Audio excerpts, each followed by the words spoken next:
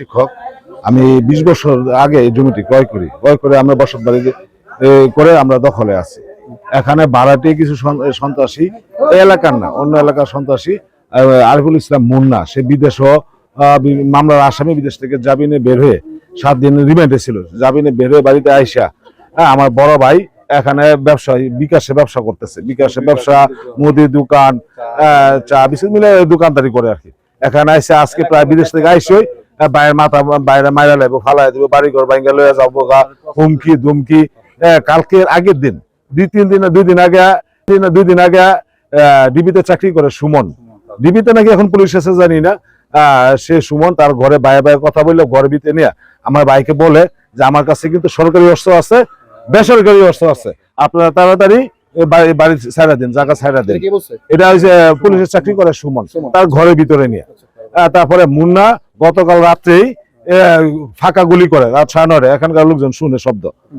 তারপরে আজকে অস্ত্র মানে কি অস্ত্র, দাও, অগ্নেয়াস্ত্র যা বলে, এগুলি নিয়ে গুলি যে করছে, এখান থেকে গুলি করছে, গুলির শব্দে এলাকার লোকজন এখানে আসতে পারে নাই। তারা গুলির ভয় আতঙ্কে আসতে পারে না, আসার পরিপ্রেক্ষিতে তারাই দেখেন এই আমার ভাইয়ের এই বাড়িঘর দোকানপাট এখানে সব এই যে 2-3 দোকান সবগুলো ভাঙচুর করে লইয়া গেছে, লুটপাট করছে। আমার বোনের গায়ে হাত দিচ্ছে, আমার ভাই বোনের গায়ে হাত দিচ্ছে। ভাই বোনের গলার মধ্যে চেন ছিল, চেন নিয়ে গেছে। কানে দুল ছিল, কানে দুল নিয়ে গেছে। তারপরে আমার ভাইয়ের বিকাশে ব্যবসা করতে প্রায় 20 লক্ষ টাকার মতো বিকাশে ব্যবসা, বিভিন্ন এখানে এই এলাকার মধ্যে গ্রামের মধ্যে একমাত্র একটা বিকাশের দোকান। এখানে লোকজন আসে, এই টাকাগুলি তারা নিয়ে গেছে। টাকা নিচ্ছে, ফ্রিজ নিচ্ছে, মালামাল যা কিছু আছে সবগুলি নিয়ে গেছে।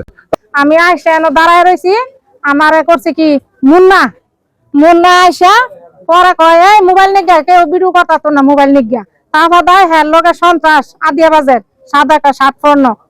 আমার এনাকা ঘুষি মারছে, 3-4টা মাথার মধ্যে থাপা মারছে, গাঢ় হয়েছে, গাড়ির মধ্যে ব্যথা হয়েছে, এনো ব্যথা। এরপর আমার মোবাইলটা নিতে গেছে, ওইটা আমার কানের জিনিস না ভাই, আমি ইয়াতে আইসি, আমার সেন্ডও নাই গান, সোয়াবুরির সেন্ডটা লয়ে গেছে গা।